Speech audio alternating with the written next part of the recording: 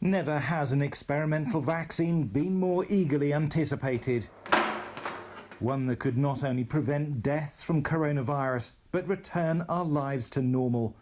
ELISA is the first of more than 5,000 volunteers who'll have the jab, called ChAdOx1, over the next 5 months as part of clinical trials to confirm whether it's safe and effective. I'm a scientist, so of course I want to try and support science, the scientific process, whenever I can. And since I don't study viruses, I felt a bit useless these days, so I felt like this is a very easy way for me to support the cause. Scientists at Oxford University have combined some of the coronavirus's genetic material with a harmless version of a common cold virus, which is highly effective at infecting human cells and stimulating an immune response. One of the senior scientists told me it's proven technology already used to make vaccines against Ebola and several other diseases. There is a lot of expectation on waiting for a vaccine, and I generally think that this vaccine has an extremely strong chance of working compared to many of the other technologies that are out there.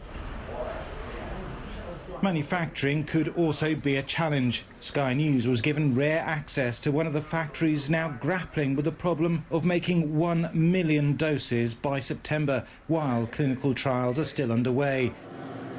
There's no guarantee they'll be able to scale up production.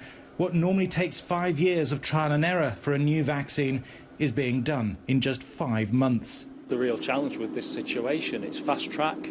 It's a dash for doses, and we really need to be in a position where we can deliver those doses for clinical trials and hopefully approval by the end of the year. Until 3 weeks ago, this was just a green, grassy field.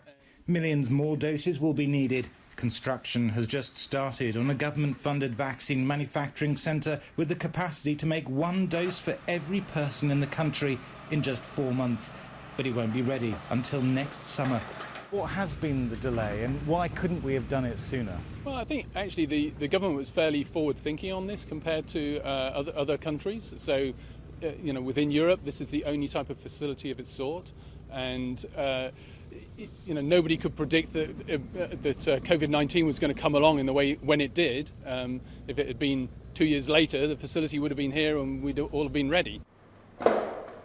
It's barely 4 months since a totally new virus began spreading in China, yet already scientists have an experimental vaccine to test on volunteers. We can but hope. Thomas Moore, Sky News in Oxford.